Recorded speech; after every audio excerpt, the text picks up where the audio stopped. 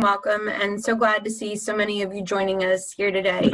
Events like these are really helpful and really some of our favorite things to offer because you're hearing firsthand from the employers in our county, in our region, that are either actively hiring or in a position to give some great feedback and thoughts around recruitment, around some of the changes and challenges that may be present because of COVID, and also just an overall good perspective of best practices with interviewing, networking, and all of the things we could certainly benefit from hearing more about.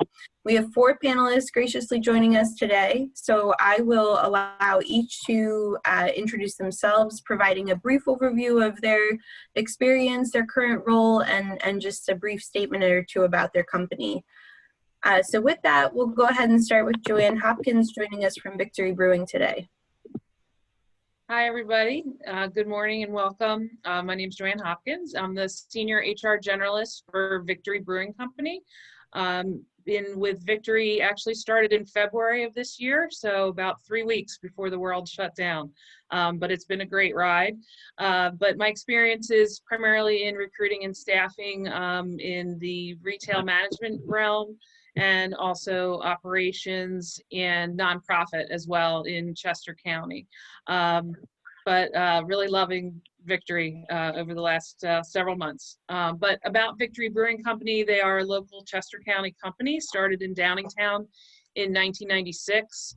Ron Barchet and Bill Kovaleski developed this company to provide, full flavored, innovative beers. So if you haven't tried one, please do. They actually opened the Blizzard of '96 weekend, so it's been a great ride ever since. But over the years, they've grown and grown. We're have the tap room and production facility in Downingtown, tap room and production facility, very large facility in Parksburg, and also tap room in Kennett Square. And we're now part of a larger company called Artisanal Brewing Ventures that is headquartered in Charlotte, North Carolina. Thank you. Great, thank you so much. Next up, we have Joe Fitzgerald. Good morning, everybody. I am the Director of People Operations at Acero Precision. We were formerly FICE engineers. We are now a contract medical device. We've been in business for 35 years. We were in Newtown Square up until 2011. And then we moved out to Chester County and purchased an 80,000 square foot facility, which was a men's tuxedo warehouse, and it was a disaster. And today I'm very happy to say that it's one of the premier facilities in the whole country. We're open 24/7, or that's our goal. Right now we're running shifts 24/6. We train. My forte is really workforce development and recruiting operations. We have various training programs and continue to put programs together so that no matter what level of skill you are, we can train you. One of the biggest issues that we have in our country today, and it's actually a global problem, is finding skilled CNC machinists and programmers. That said, there's many departments in a CNC medical device company, assembly, purchasing, shipping, receiving, manufacturer's assistance, accounting, just like any other company, and we're looking to probably hire around 30 people. This year, we're at about 115, and we've continued to grow. Very excited still. I'm trying to look at blessings every day with this COVID issue. We have a lot of flexibility, I'd like to think, in a 24/7 type of a workforce to help those who have children home or whatever your issues might be. And I'm happy today to be part of the team. Great, thank you so much. Nancy, would you please introduce yourself? Mute. Hi, everybody. I'm Nancy LaPella. I am a recruiter at 1&1 Ionos, located in Chesterbrook, PA. Prior to that, I've had experience in human resources and administrative management for the past 23 years. I've been with 1&1 5.5 years as a part-time recruiter, and I am part-time retired. So, when I worked for healthcare IT, that was a 15-year stint in HR. and administrative services at MedDecision, which happens to be right next door, coincidentally, to the building where we are in Chesterbrook. Right now, of course, everybody from because of COVID is working from home. A little background on the company, though. 1&1 used to be called 1&1 Internet. It was rebranded as Ionos a couple years ago.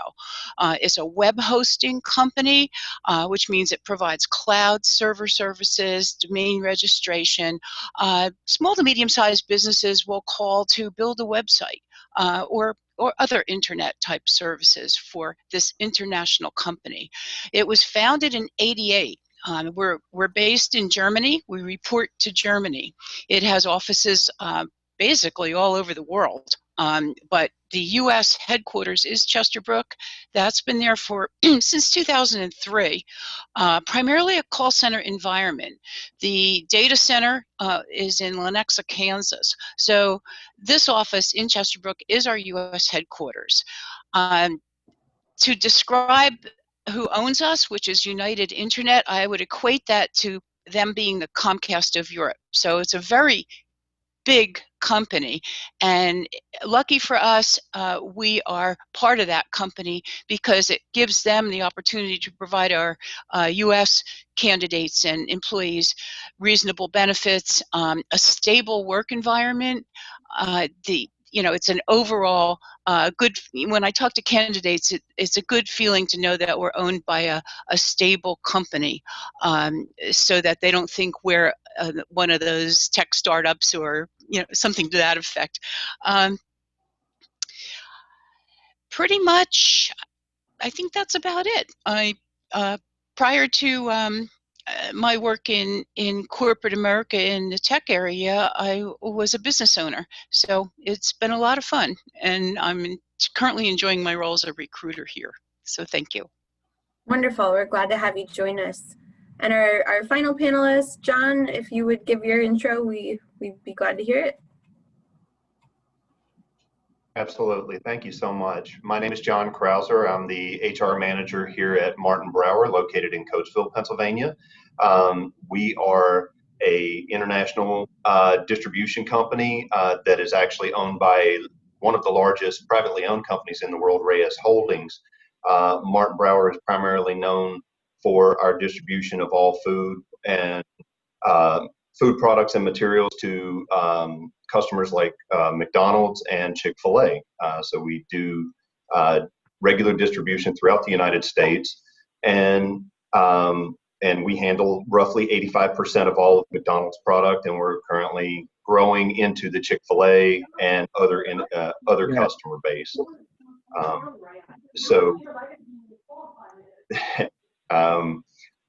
So currently we are fastly growing and obviously adjusting to the new normal. And we are looking to hire warehouse employees as well as CDL Class A drivers, and currently working on expansions within our facility, a multi-million-dollar project to increase the Coatesville area facility to accommodate a drastic increase in the number of personnel in both our warehouse as well as our drivers.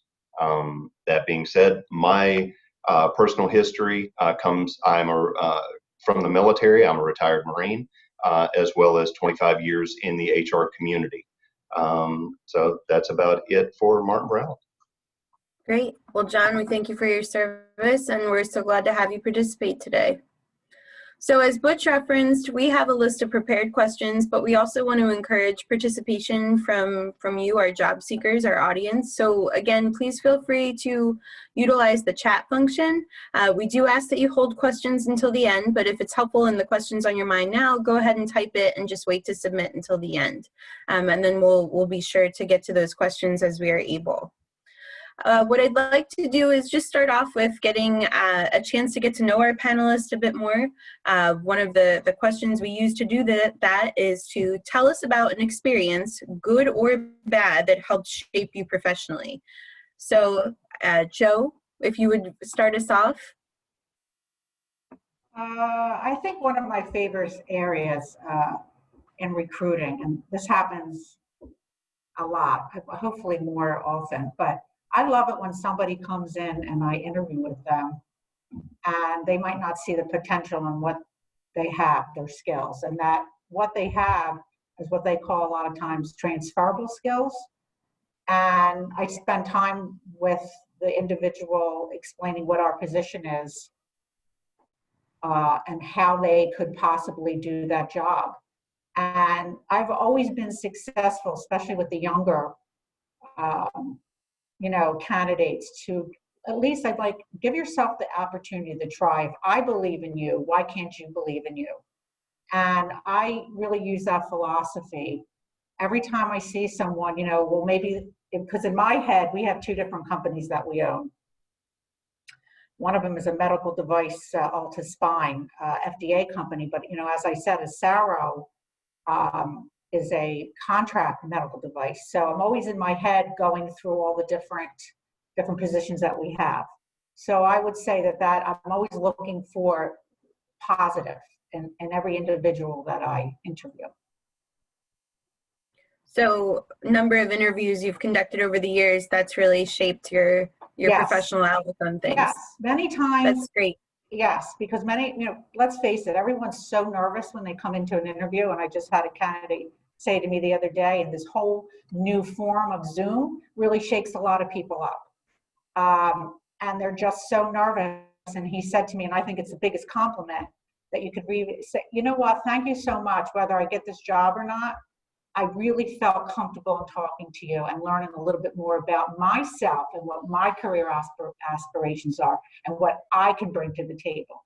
And that's very important as a recruiter. What is it that you have that you can contribute to this new opportunity? And I continue to enjoy that every day. It takes work. I think to me it comes naturally. My kids always laugh at me and said, "Mom, you ask so many questions," but sometimes that's all it takes is just to talk to somebody and, ask them what it is that they like to do. And then, like I said, in my head, I filter all through all the different positions and to see maybe perhaps where they could be, a fit and see if they're interested in just giving it a try. It doesn't hurt to try. That's great advice.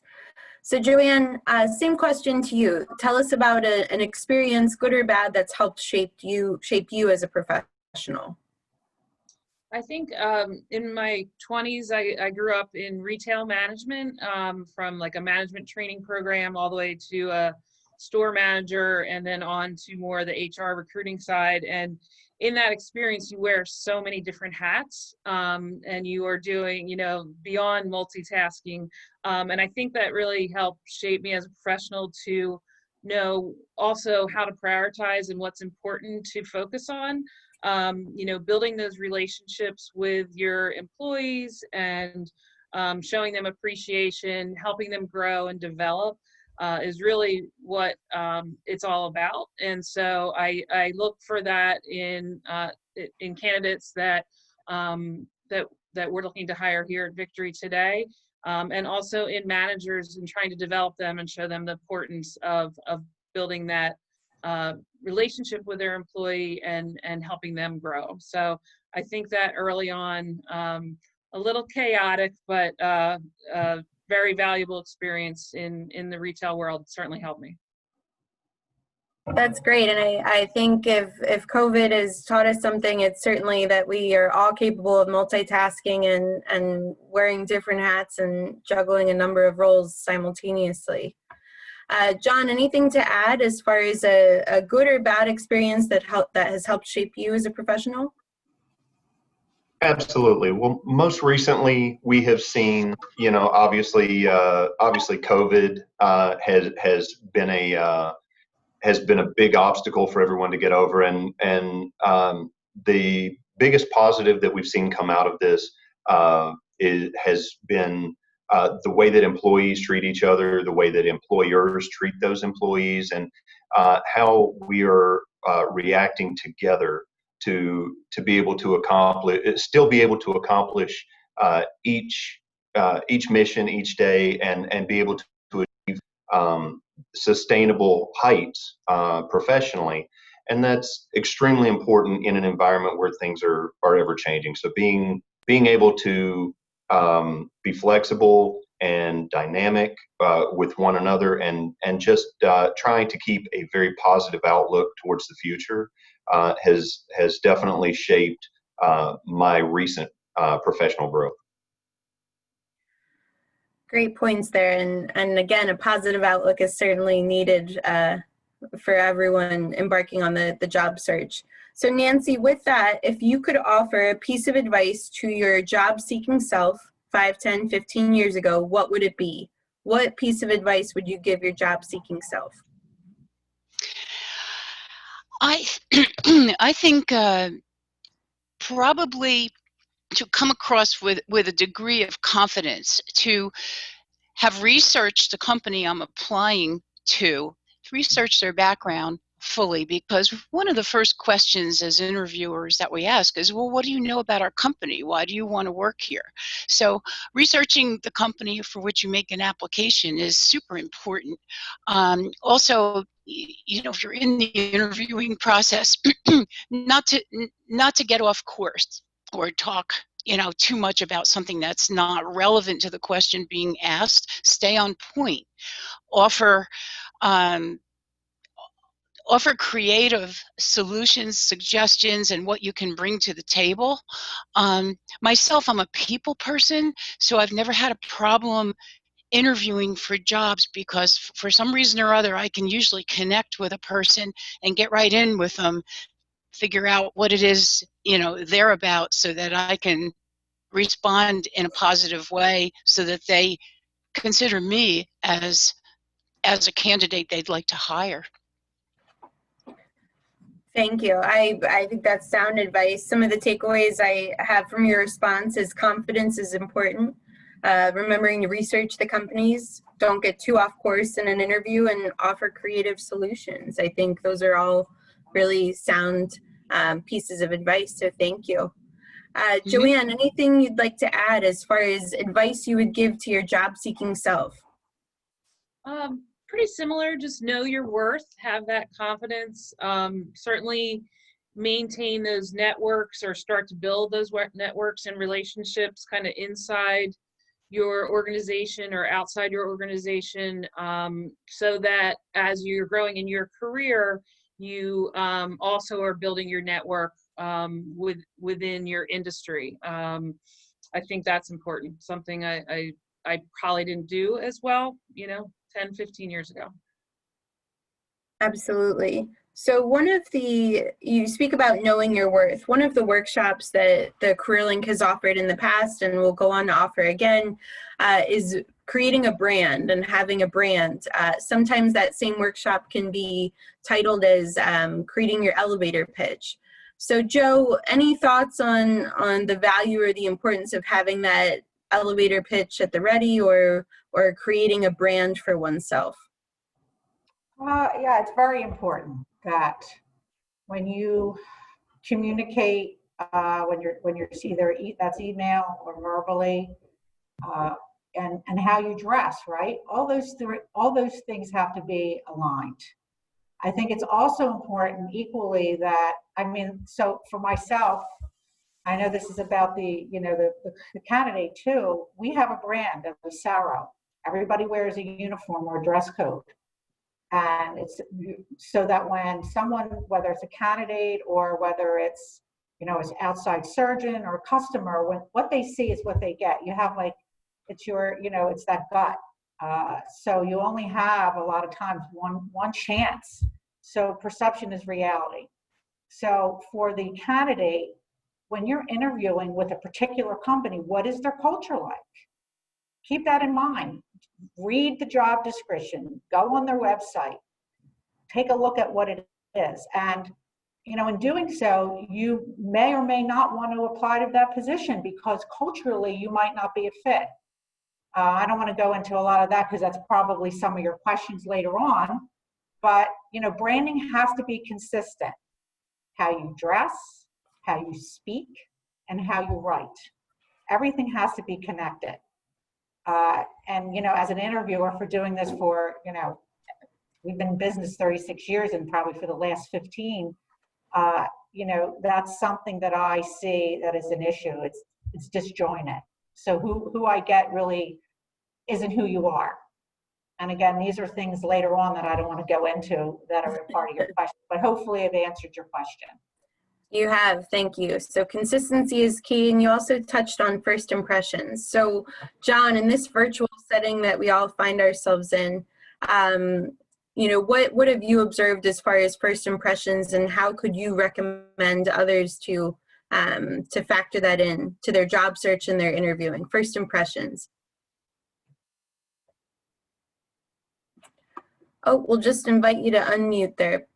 Oh, sorry about that. Oh, no, thank you. So, no problem.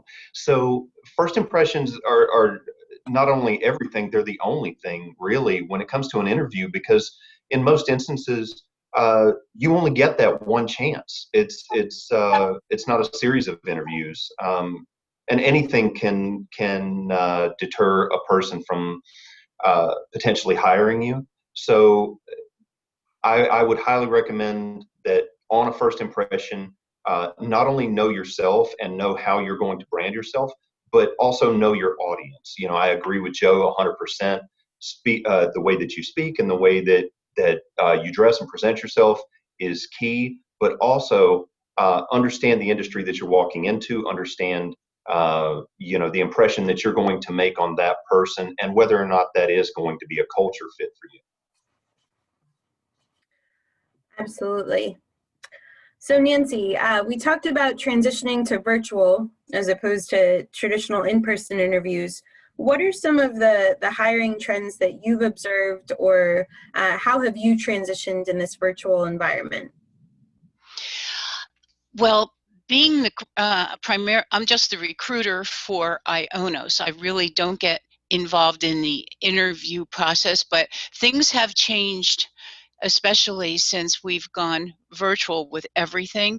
I kind of think it's a plus that our hiring, I don't get to, when I speak and screen candidates, I don't see them. I don't get them up on a Zoom or anything like that. I speak to them on the phone. And the same with the hiring managers. They are currently doing telephone calls only. They're not doing virtual interviews. And the plus I see in that is because we can have unconscious bias on a face-to-face, I think it eliminates that aspect of the interview. So you're speaking with a voice on the other end. Some of the downside of that is that you don't get to see their body language or their facial expressions, and things like that. So that is the negative side of it.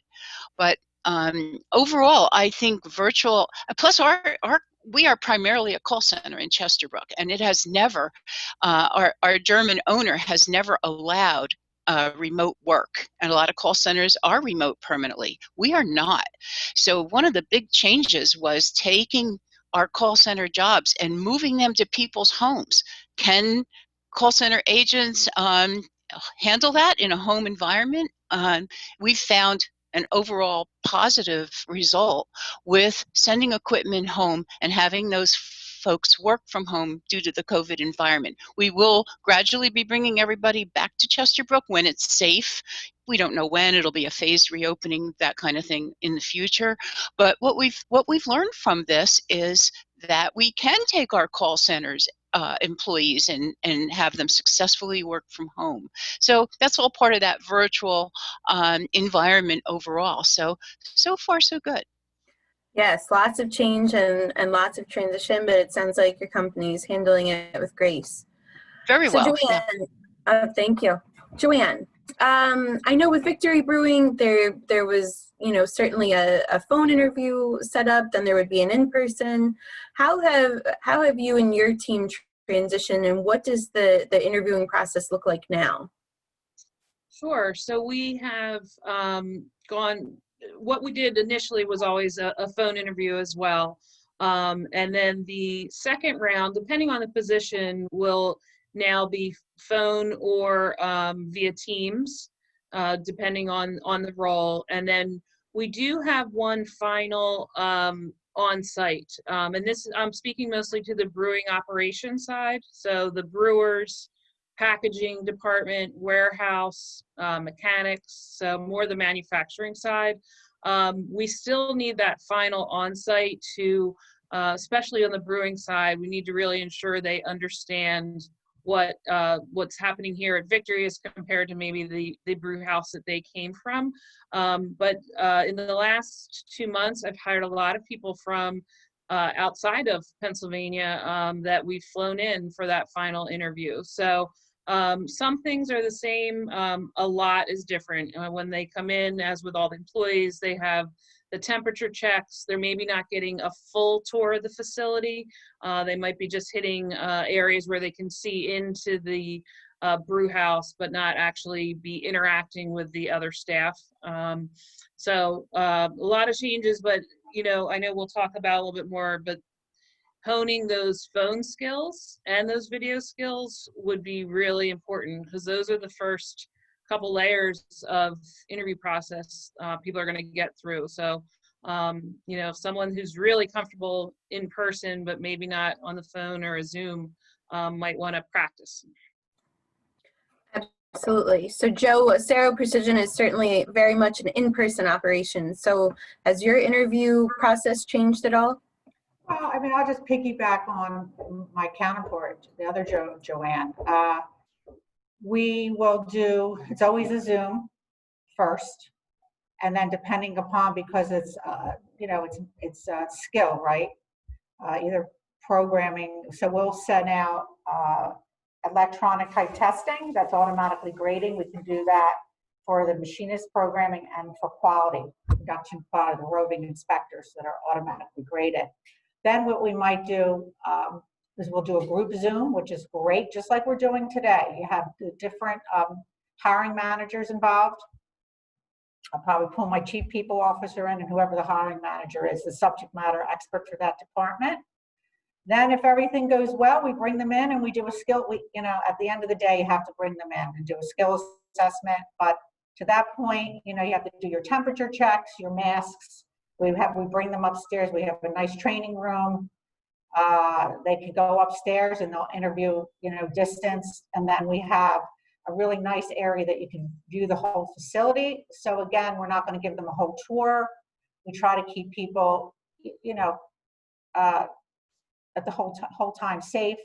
And then if we have to bring them on the floor, we make sure that at that point that, we're pretty certain that they're going to be a really good fit. But I don't know, I think it's been, again, this whole COVID, when you have diversity, it's always the opportunity to find positive, And I really have to say, I like this whole Zoom process. I'm able, in my recruiting seat, is to interview a heck of a lot more people Zooming them than I am to do persons to persons. I feel like it's, as you said, the both of you have to hone your skills as an interviewer, your questions, whether they're on the phone or on Zoom.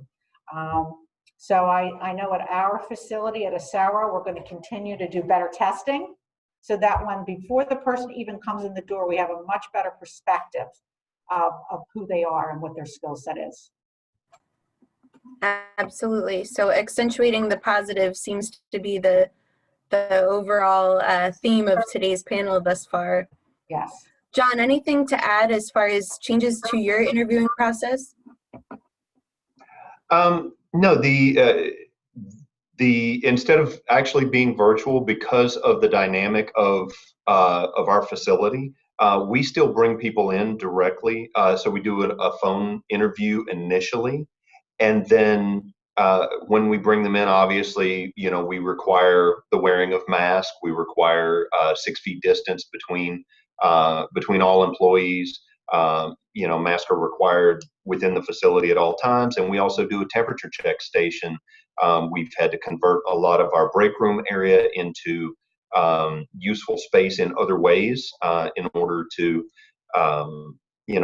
minimize the virus. And luckily, we've been very, very fortunate at our company to have had a minimum impact. And because we are essential personnel distributing food, we really didn't have the destabilization that a lot of other companies had. But we're still interviewing, bringing in people for face-to-face interviews as long as they're wearing a mask and keeping social distancing. we really have kept things the same. That's great. Glad to hear it. So a number of people joining us in the panel today, they might be interviewing for the first time in years. Perhaps their position or job was impacted by COVID, and like so many, they find themselves looking for a new opportunity for the first time in a long time. So Nancy, can you give some additional advice or some do's or don'ts for completing a stellar interview? Well, we are seeing, because of COVID, we're seeing a lot of candidates now who have come from totally different types of work backgrounds because they've lost their jobs or their job may no longer be safe.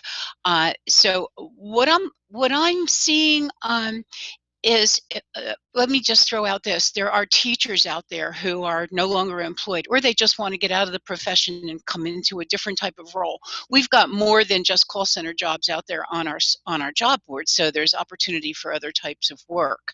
When I read through that, I like to give that person an opportunity to see what they think about a whole new occupation, kind of coaching them along to see, what are their interests?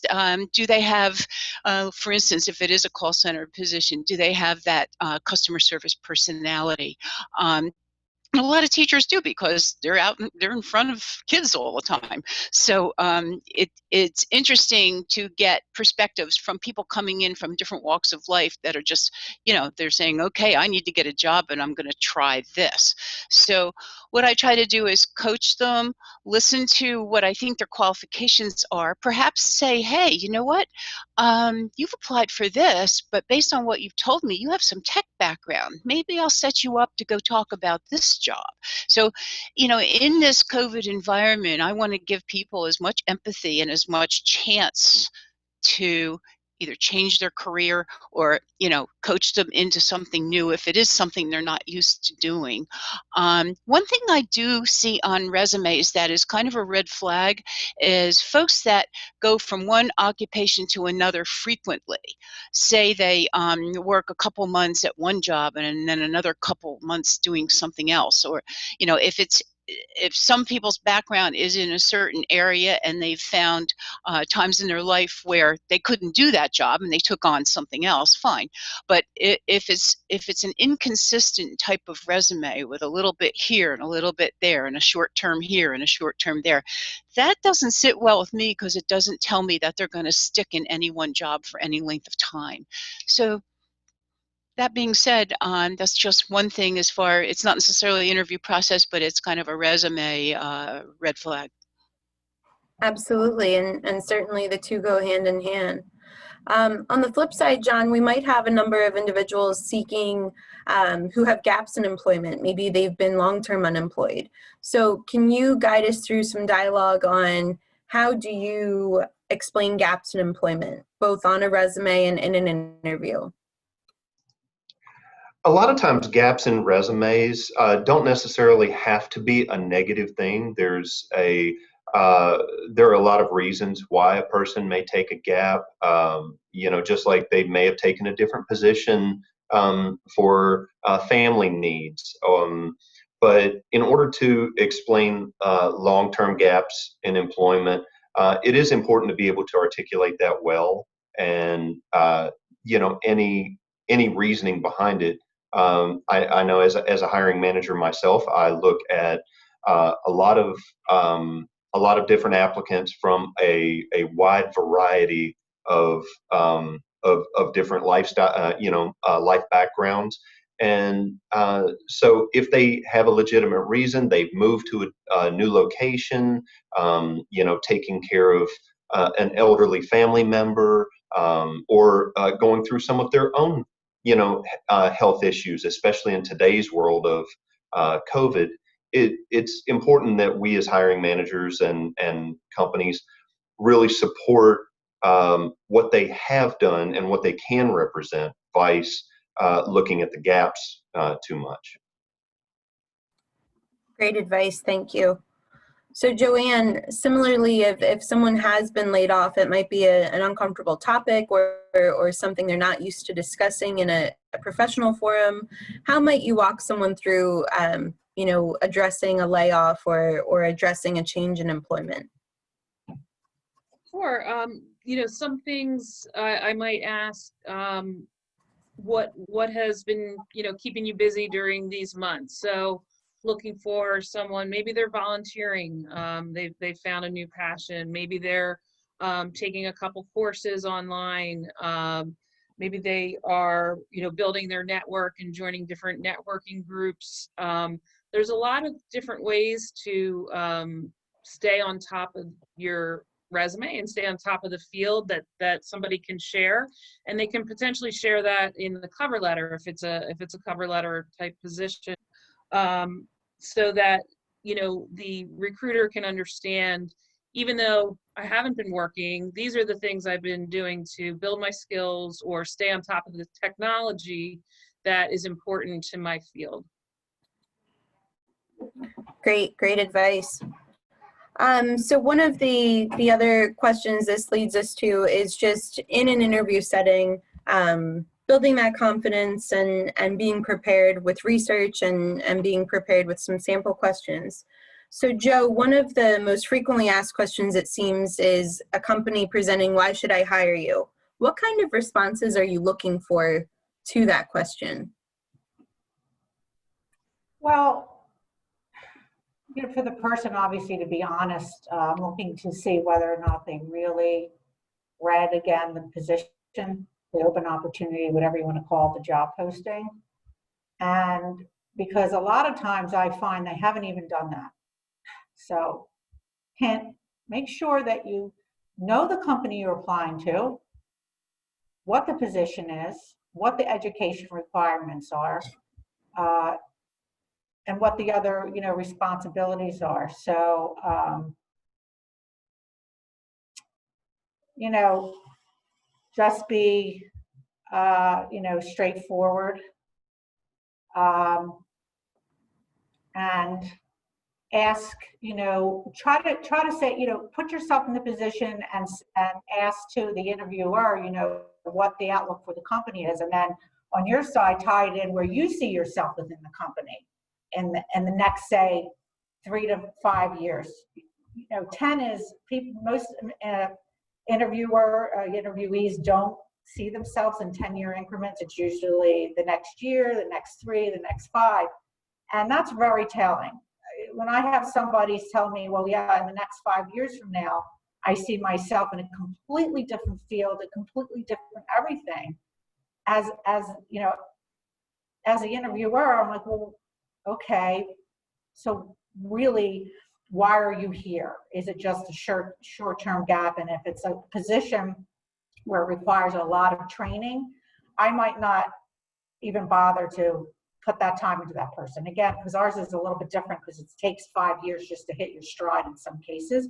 But then again, if it's not, then I say, okay, well, for the next 3 years, what can I at least expect from you? Where, you know, what is it that you want to bring to the table? And how can we meet those goals? So it is an interesting exchange. I just urge people to be very honest when they're interviewing, because I know as an interviewer, I mean, I pick up things very quickly.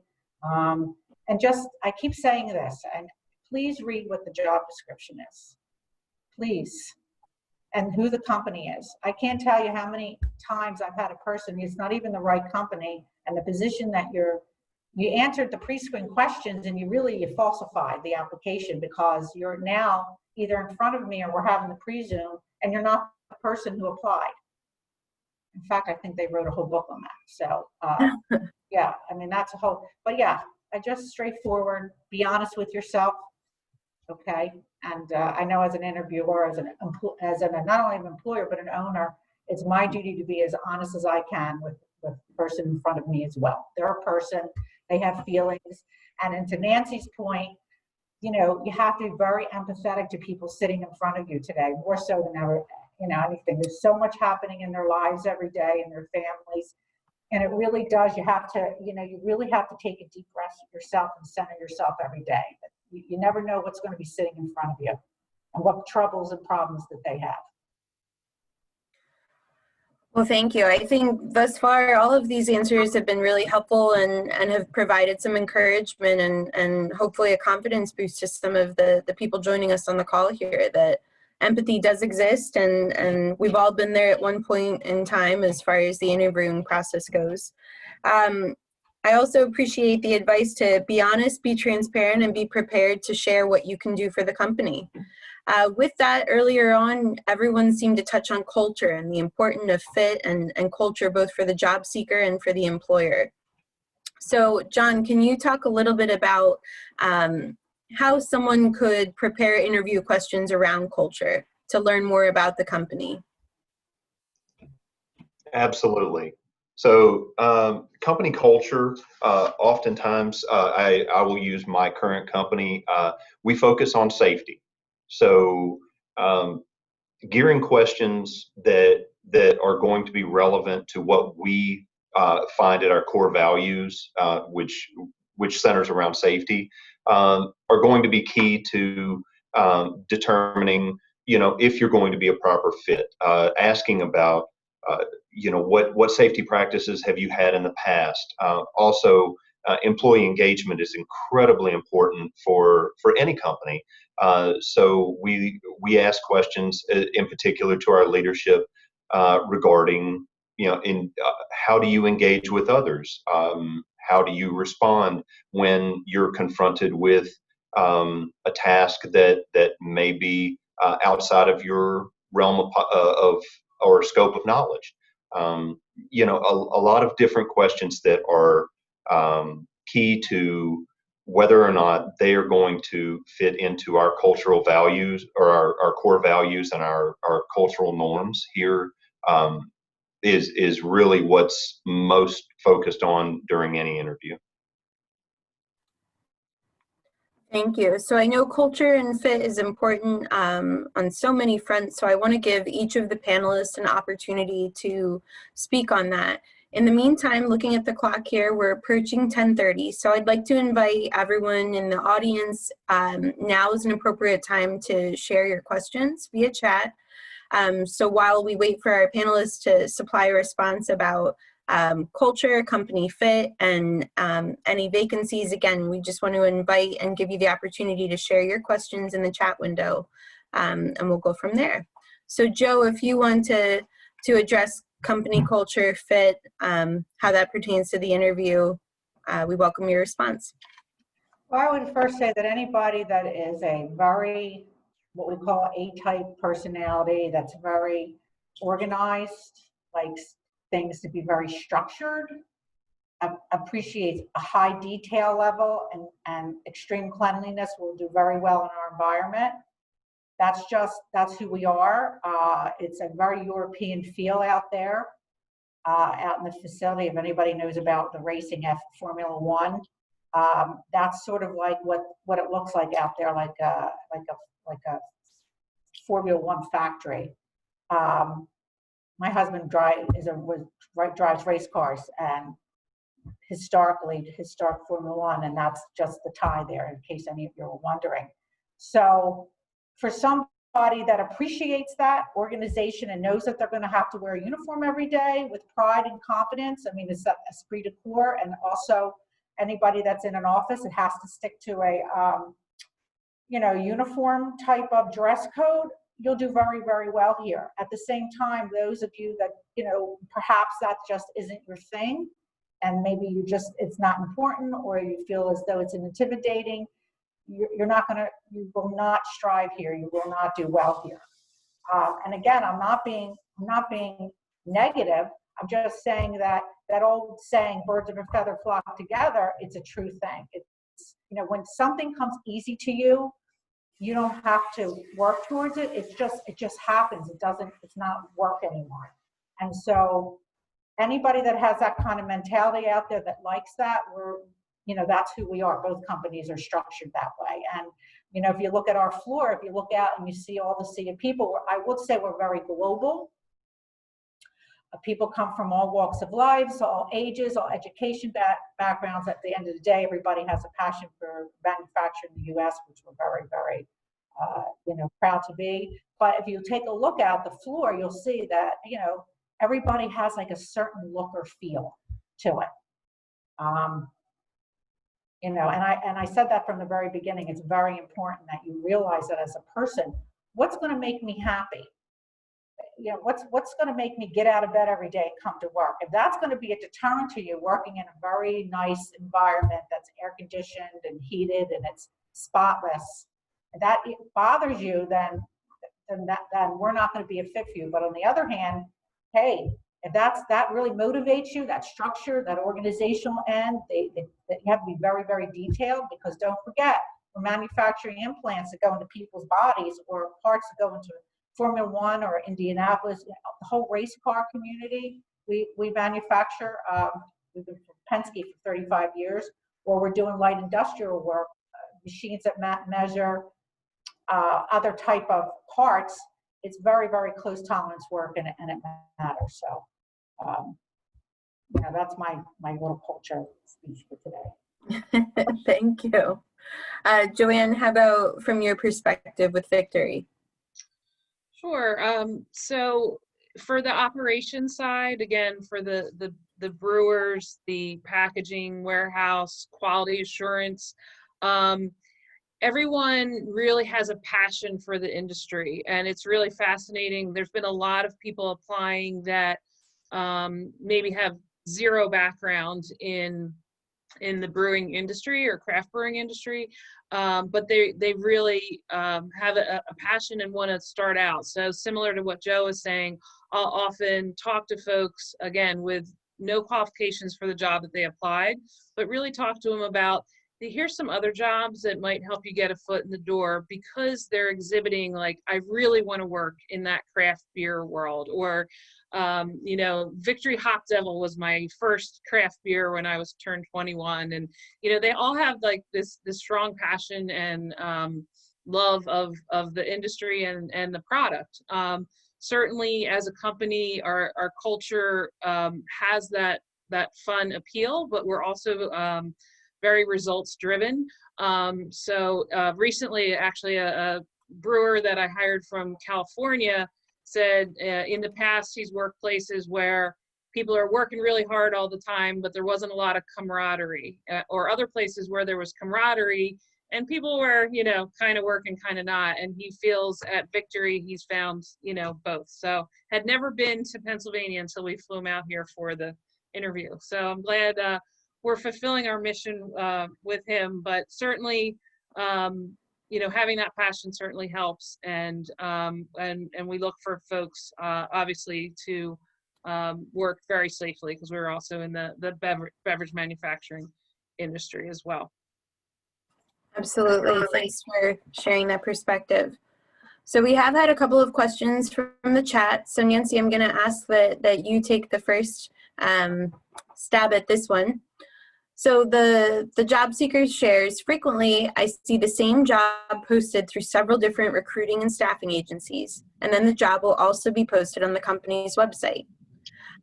What is the role of the agency, or rather, is it more effective or efficient to apply through the company website, or is there no difference in applying through the staffing agency? What would you recommend for that job seeker?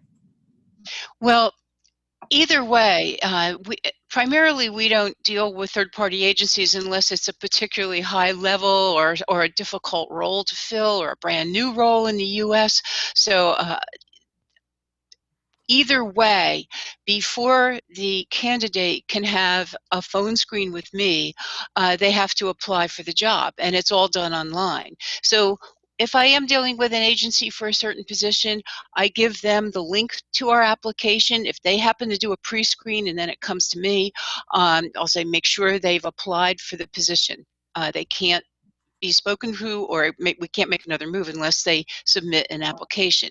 Applications are online, so everyone would have to have internet access. So that's primarily how we handle it. And the applicant tracking system takes in all those applications for all those jobs, and that's what I go to every single day to source candidates. That's great, thank you. I believe it does. We have another question from a job seeker as well. addressing social media and making decisions and research how important is social media in making a hire. So I do want to take a moment and offer up a shameless plug for one of the CareerLinks workshops that's regularly offered. It's called The Impact of Social Media. So I highly encourage you as a job seeker to take advantage of those workshops being offered. But would also like to pose the question to the panelists. So John, what impact or influence does social media play when you're making a hire? As far as the impact of social media for us, it's minimal. You know, we really want to have a partnership with every applicant, so we want to make sure that there's a chance for them to evaluate us as well as a chance for us to evaluate them. So rather than relying on social media, which can be skewed at times and may not give the well-rounded view of the applicant, we really prefer more of a personal touch.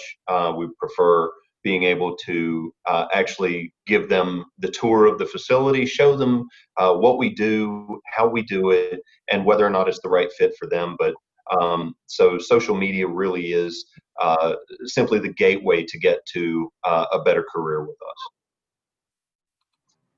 Absolutely. So Joanne, anything to add? Do you research someone's social media profiles? Do you do some of that before an interview? No, I really don't. There would be no reason for me. And there's so many resumes that come through my portal. At first off, I do not. I have to be honest, I very rarely will do that. I mean, I look at social media on the reverse for myself as a company. We're on Instagram and Facebook, and I will ask the applicant, have they looked at our site? Because that gives us, again, insight as to what we do every day.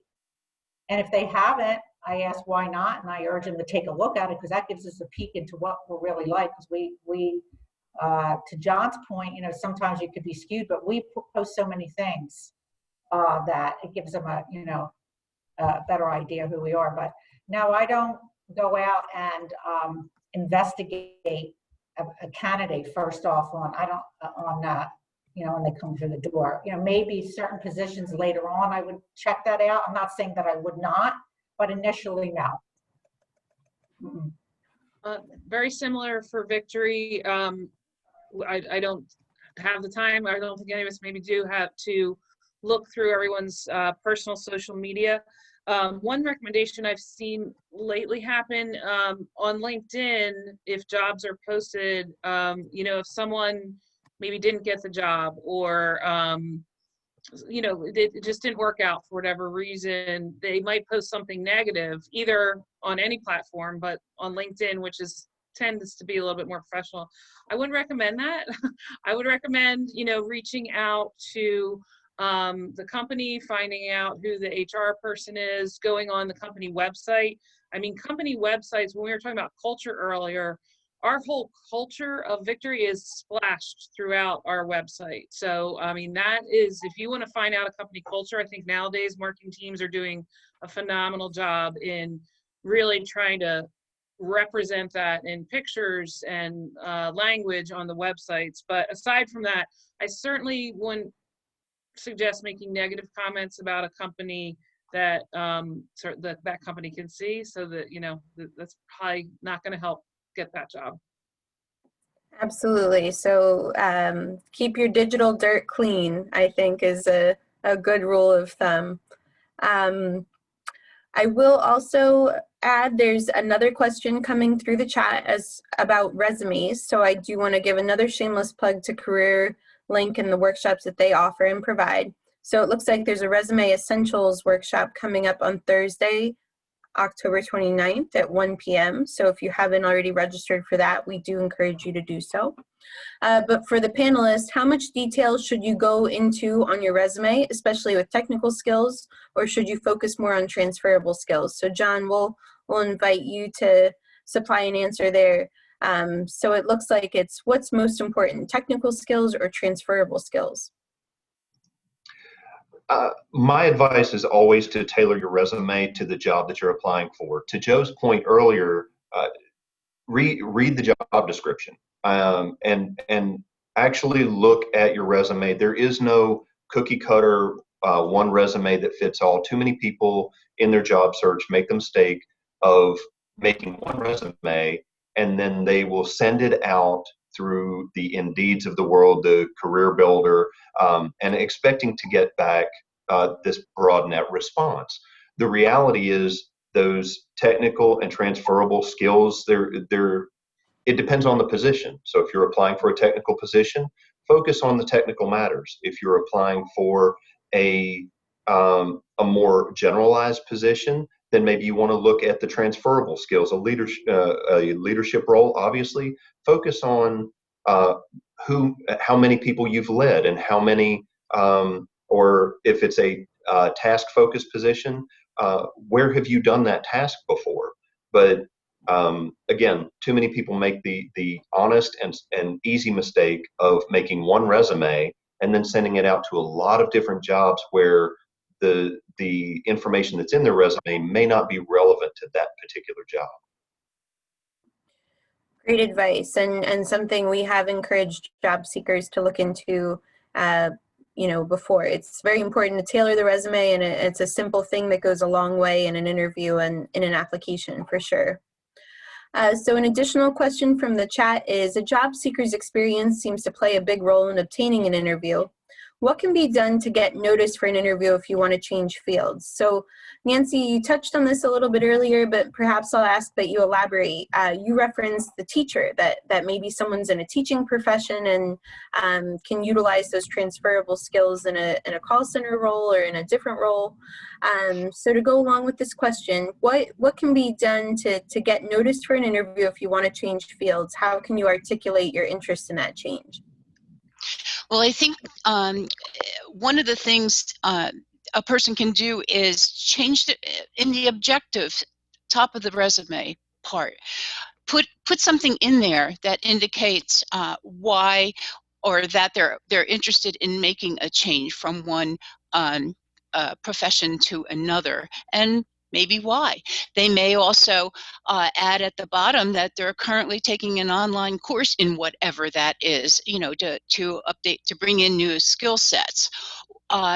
I find too that in the objective section of the resume, it doesn't have to be totally cookie cutter and dry. Some that have caught my attention for people seeking the same job or even a totally different profession are having kind of a sense of humor, putting your personality into that objective rather than, okay, I'm seeking a blah, blah, blah because of blah, blah, blah. Say, hey, my name is so-and-so, and you can see below that I've currently been in this role, but I'm at a stage in my life where I'm ready to take on something different, and this is my objective. So that catches my attention. I've seen it happen, and I'll call that person almost right away. So it's how they word it.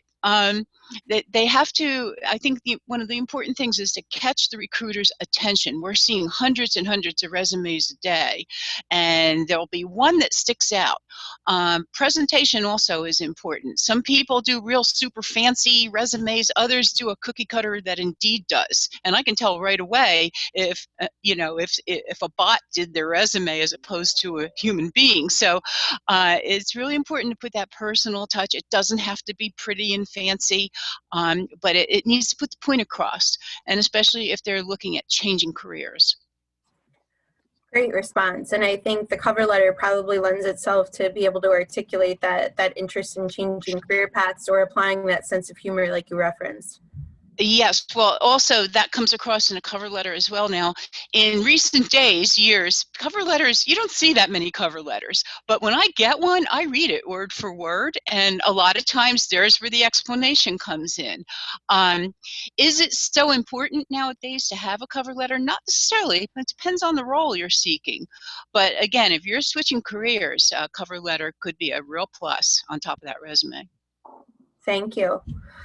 So I will wrap up the questions here. I wanted to take a few minutes to touch base on follow-up, because from a job seeker's perspective, we often get asked, what's the best means of following up after submitting a resume or application, following an interview? So if you could just speak to follow-up, we'd welcome that from the panelists. So John, let's go ahead and start with you. best recommendations for follow-up? My recommendations for follow-up for any candidate would be based upon the interview. So typically, when interviewing a candidate, will let them know when I will follow up with them. Some hiring managers may expect to see either an email response or some type of response within 24 or 48 hours. It's always good to thank the hiring manager or the person interviewing you for their time formally, just to send a reminder email to say, I appreciate your time as much as you appreciate mine. Absolutely. Joanne, your thoughts on follow-up? Ditto what John says. I think email's usually best. And, oftentimes candidates will ask me for the emails of the hiring managers if, they don't have that handy. I did just want to mention two things about resume. When you were talking earlier, there are websites where, because I was unemployed last fall into January, so I went through all what everyone's going through right now. And there are websites where you can put, and they have like 5 free trials. You can put your resume up, you can put the job posting up side by side, and it'll determine what gaps you might have. Certainly you don't want to falsify your resume and add things that are missing just to have those keywords in there, but it does help you realize, hey, I don't have these 20 skills, maybe I shouldn't apply for this job, or I do have that skill, I just need to word it a little differently, because what one company calls sourcing might be another company might call it something else. So, and the other thing to consider is a lot of these applicant tracking systems, HRIS systems, will take your resume and convert it to your job history to an application. Be sure to review the application as well before you click submit to make sure it converted it properly, because some hiring managers, you don't know whether it's an HR person, the recruiter, or the hiring manager looking over your information. Some hiring managers might only look at the application. They might not even look at your resume. And if it didn't convert it properly to the application, it could be missing things. So that's an extra step to just make sure it's clear and kind of not garbled or misrepresented. Really glad you touched on that. We've had a number of employers that share that they use a computer screening first. So keywords are really important to be pulled from those resumes. Joe, anything to add on appropriate follow-up? Not really. Can you hear me? Okay. Yep, we can hear you okay. Yeah, I mean, I think that you all of it summed it up beautifully. I try to answer every single email that comes into me, but yes, if you have 2 weeks go by and your interviewer said you should hear in 2 weeks and you haven't, then that's okay. Don't sit there and be really nervous about it. Just email the person who interviewed you. Things come up in our daily life, and we don't mean to ignore anybody. I think I can speak for all of us. So yeah, just simply reach out and, hey, where am I? And if there's anything else you'd like to add at that time, that would be an appropriate time as well. But I think that's about it.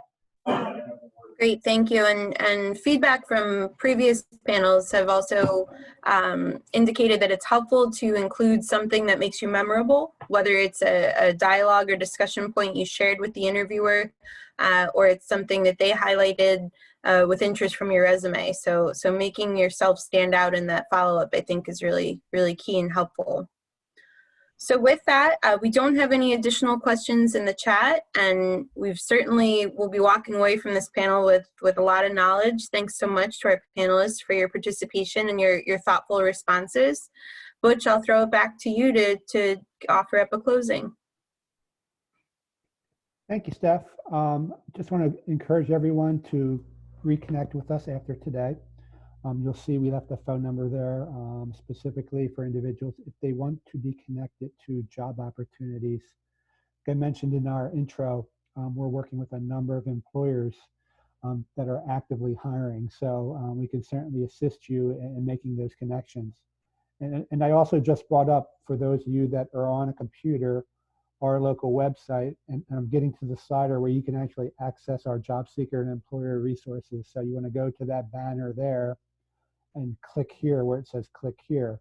But before I go there, but at the top here, if you look here, this is where you sign up for our email. So if you want to stay attuned to our events, our workshops, those types of things. So click on that and that will take you to the registration. But once you get into the job seeker resources in terms of our calendar and things like that, and you'll see our menu of services, which you can access, our job postings, which are actually updated weekly, virtual recruitment events, and I mentioned our October workshop and events calendar. So there you could download it, all of our events and workshops coming up. You should have if you do not have a PA CareerLink account to register for workshops, or if you don't know how to register, give us a call. We'd be happy to help you out and get you connected with those opportunities as well. But special thanks to Steph. I think you've done another A+ job, so thank you for volunteering once again. And also thank you to our employer panelists. We sincerely appreciate your input. We think it goes a long way in helping our customers or our residents understand what the needs are of our employers and where they should be focusing their efforts as they transition into new job opportunities. So thank you once again. We hope to see you again somewhere along the way, job seekers, customers, so whether it be in a workshop or other events like this. Just be happy, or I'm sorry, be healthy. We'll be happy as well. Be healthy and also be safe. So again, thank you so much for your time today. And like I said, we hope to see you again in the near future. Okay, thank you. Thank you. Thank you. Bye, everybody. Bye. Thank you. Bye, Okay. everyone.